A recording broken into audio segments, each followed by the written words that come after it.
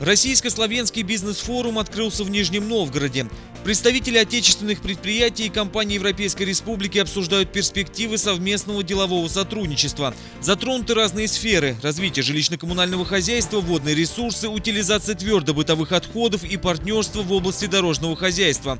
К слову, наш регион как переговорная площадка выбран не случайно. Нижегородская область на сегодня один из наиболее привлекательных субъектов страны в плане привлечения инвестиций.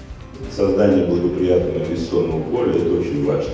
Регион наш обладает очень серьезными возможностями, он является развитым научно-промышленным центром. Я желаю вашему бизнес-форуму успешной работы, хороших встреч, контактов, контрактов, всего того, что движет сегодня экономику. Причем налаживание деловых связей между нашей страной и Словенией идет на фоне европейских санкций. Сегодня практически весь бизнес Старого Света видит в них полную нецелесообразность. Все больше к такому мнению приходит и в правительстве этих стран. В частности, деловым кругам Словении двусторонний контакт с Россией нужен. Пусть он идет вразрез с позицией Брюсселя и Вашингтона.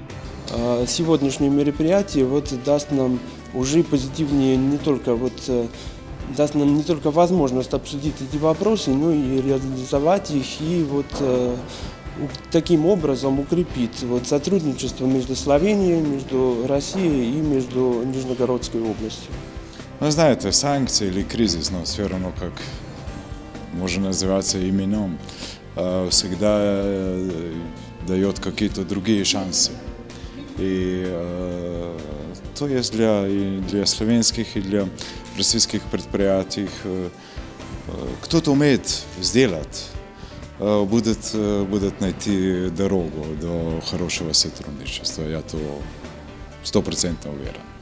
Помимо переговоров между представителями компаний двух стран, в программе форума также запланировано посещение славянской делегации Горьковского автомобильного завода. К слову, есть вероятность, что в скором времени Европейская Республика примет уже у себя представителей власти и деловых кругов Нижегородского региона.